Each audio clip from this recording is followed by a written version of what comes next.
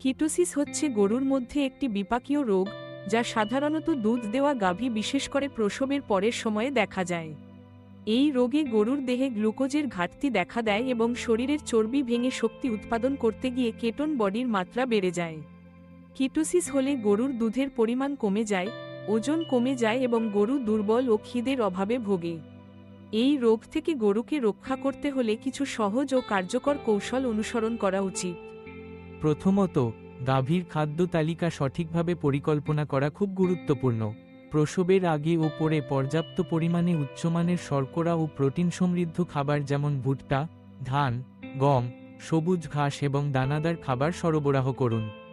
গাভীর খাদ্যে পর্যাপ্ত পরিমাণে খনিজ ও ভিটামিন থাকা উচিত, বিশেষ করে ভিটামিন বি কমপ্লেক্স ও ক্যালসিয়াম।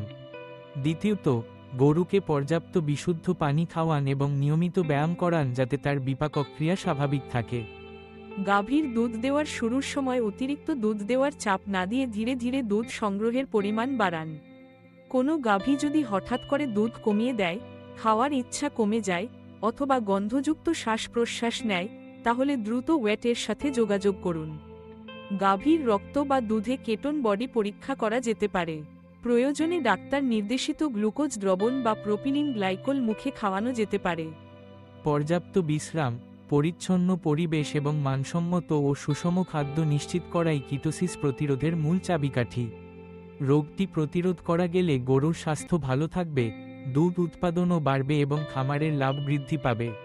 মনে রাখুন, যত দ্রুত কিটোসিস শনাক্ত করা এবং ব্যবস্থা নেওয়া যাবে, তত দ্রুত গরু সুস্থ হয়ে উঠবে।